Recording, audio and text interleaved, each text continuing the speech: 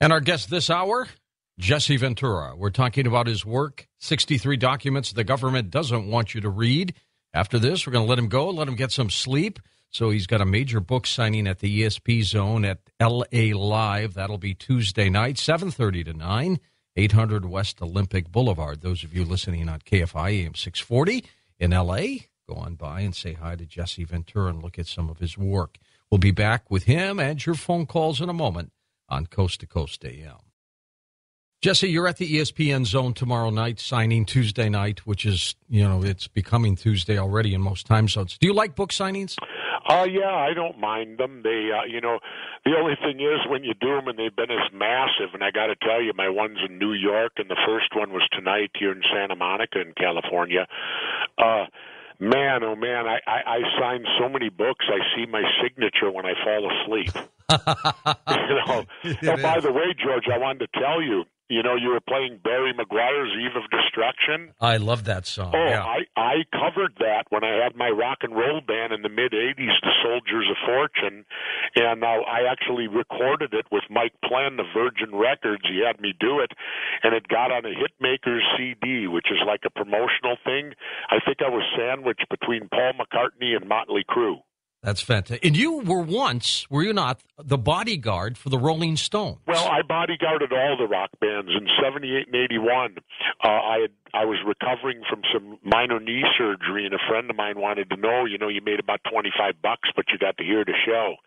And so I did. I actually did the Stones twice. I did Bruce Springsteen, Foreigner, the Grateful Dead.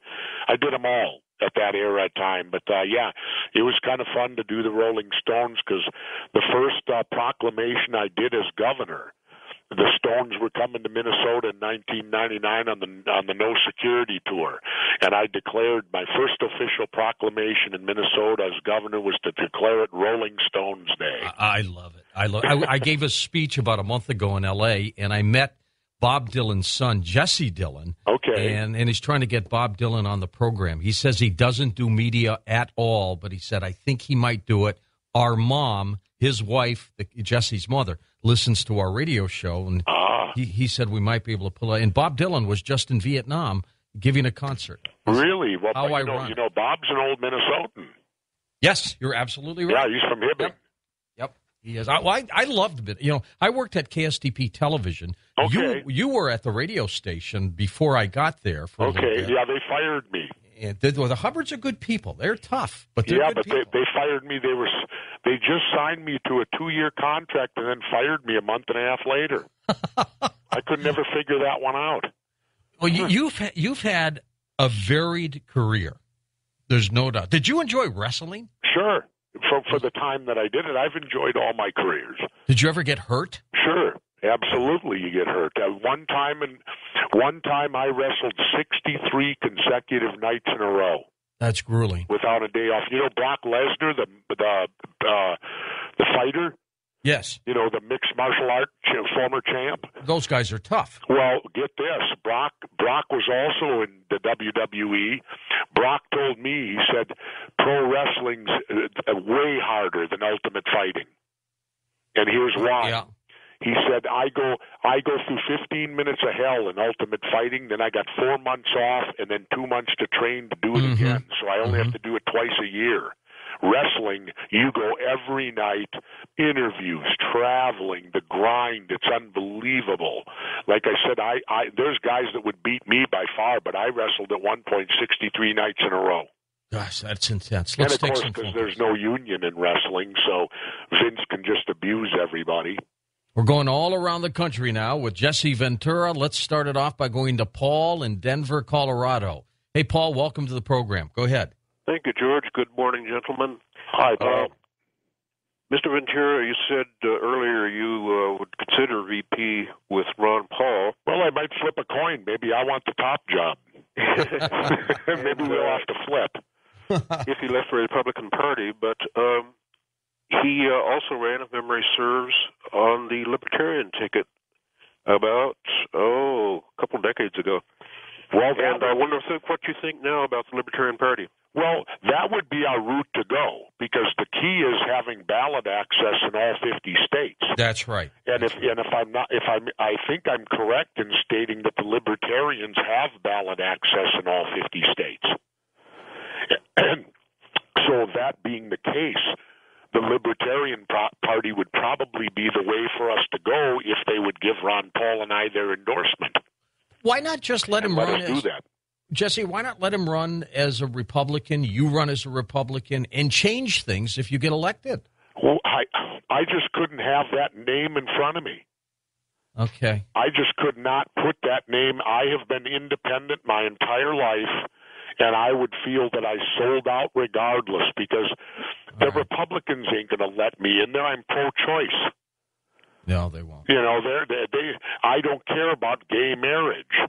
I don't care if gays go in the military. See, my social position, I'm fiscally conservative and socially liberal. Yeah, you're like a little bit of everything, aren't you? Well, I think I'm what average Americans are. Well, you They probably want are. less government, less intrusive, and I don't care what anyone does as long as they don't infringe it upon anyone else. If you were to change one thing about government, one thing, you had a crystal ball and the little genie gave you one wish, what would it be? I would wish to become the benevolent dictator. And the key is the word benevolent. And could we trust you? Well, I'd like to believe you could, but always remember power corrupts. But actually, on a serious note, you could truly get the jobs done then. You wouldn't have to clear it through Congress or nothing. If you needed a bridge built, build it. If you need this, do it. But the key to benevolent dictator is you got to have term limits on them.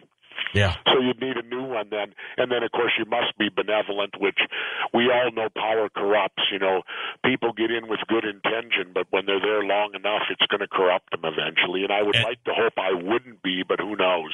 And then they want to stay. They don't want to give it up. Oh, yeah. Well, I was actually in the Philippines. I was physically there when the day Ferdinand Marcos declared martial law. Oh. And let me tell you this, for all the people out there that don't believe in our Second Amendment, the right to bear arms, I'll state this: that is there not to hunt and fish. It's there to protect us against oppressive government so that we, the people, have a way to rise up and defend ourselves if we have to. That's what it's in there for. So true. So true. You should run. Let me state this. The first thing Marcos did when he became dictator, he gave the people 10 days to turn in all guns or it was the death penalty. Yeah, how about that? Now, why would a dictator do that? Because you got to disarm the public. If they start trying to collect the guns in the United States, it's over. They're already doing it. That's the Democrat role. See the two roles? You got the Republicans doing all the other stuff, but it's the Democrats that want gun control, blah, blah, blah, like you watch Bill Maher. Oh, yeah, control the guns, you know. And most of the time I agree with Bill Maher, but I vehemently disagree with him that's the Democrats' role in this whole deal. The liberal role is to get us to give up our weapons or give up our guns and our ways of defending ourselves. And for those that think, like, here's the argument, well, we could never stand up to the U.S. government with our shotguns, rifles, and this and that. Well, I seem to recall a bunch of rice farmers over in Southeast Asia that did pretty damn good against our mighty military. We couldn't defeat them, and we dropped more ordnance on them than they did in World War II. That's a good point. Washington, Indiana. Tom, go ahead. You're on with Jesse Ventura. Yes, the records show that Lee Harvey Oswald had trouble even qualifying as a marksman in the Marine Corps, and that's the lowest qualification that a rifleman even to carry a gun can have. You're absolutely correct. And he could not possibly have done the shooting, and plus the rifle he was using was notoriously inaccurate, and they had to modify that rifle to be able to hit anything with it. Well, if you watched my show this fall, we had the identical weapon with the same telescopic sight, and I can tell you, I qualified expert in both pistol and rifle, and when I was governor at age 50, I still qualified expert with a rifle. And I could not make those shots, and that telescopic sight was a joke. Jesse, what's going on with the FEMA camp show? Did that air or not? I've heard it aired one time.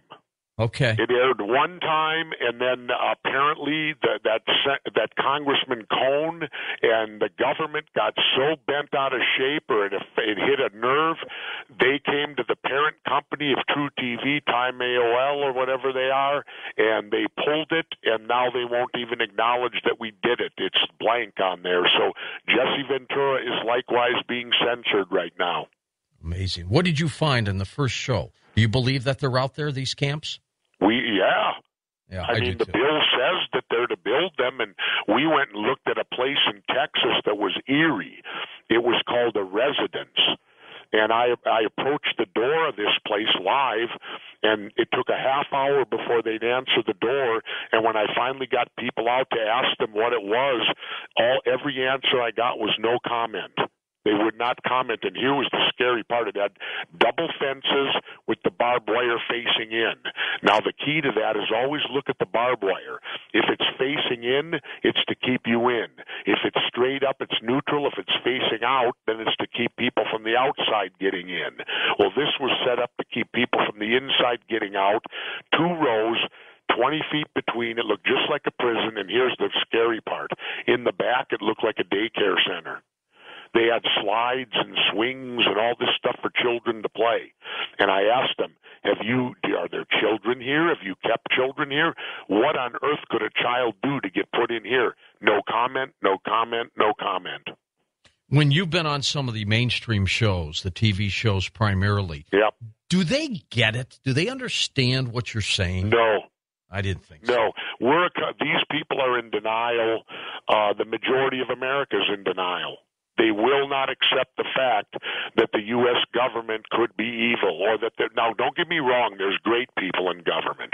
There's patriotic people in our government. There's good people in our government. But there is also an element of evil in our government.